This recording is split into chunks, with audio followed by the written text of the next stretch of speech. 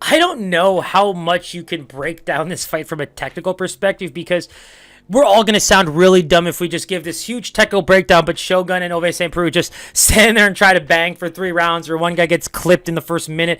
It's just, this is a battle of age. This is a battle of, athleticism. You can see on Ovince St. Preux's, Instagram, same with Shogun, that they're putting in the work. They're definitely trying to make this a big fight, but, it's a long time coming for this rematch. And for me, as much as I hate to say it, given how much of a fan of, Shogun I am, the Pride days and everything just playing in my head right now, you just have to give the edge to OSP. I think the version of Shogun that we've seen recently, it's just, Shogun's style, but you also know what's required to be successful at that style. Shogun has taken some serious damage. Shogun's leg kicks and his combos in that Muay Thai style is just insane. I think that he's got some of the best combinations and highlight reels you could possibly see. And I don't even mean that from finishes. I just mean exciting fights. He's always been exciting. He's always been able to keep himself in a fight.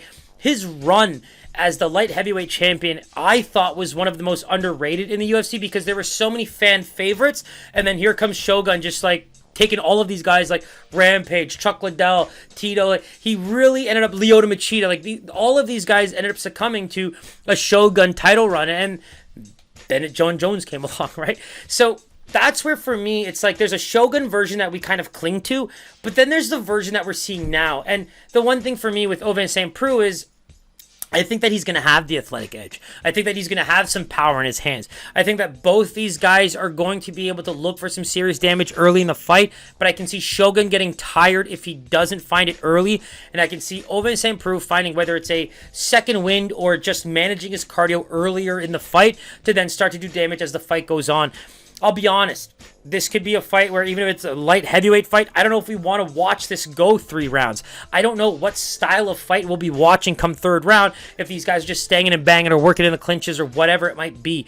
I just think the guy that has the most energy and the better long-term athleticism is probably going to win the fight. And right now, given the age, given the recency bias, I have to give it to OSP. I think OSP is a -150 favorite, makes sense, but if you ask me, I don't think anybody should be betting on this fight. It's one to just kind of enjoy and see how it goes. If you do believe in what I'm saying, that Mauricio Shogun Rua is just not the same fight anymore, then maybe that line makes the most sense. So let's take a look. I got -150 for OSP, and wow, OSP -160 opener, now as high as -250. If you look at the lines over the course of this entire card that we've talked about, that's by far the highest jump. It's about 100 points for Ovince St. Preux betting points. It's pretty massive, the jump that you see there. So obviously the public does agree with me when it comes to the difference between Rua and Ovince St. Preux. But again, if I had a bet to absolutely lay in this, it's probably inside the distance, and it's probably sitting at -250 to -300. But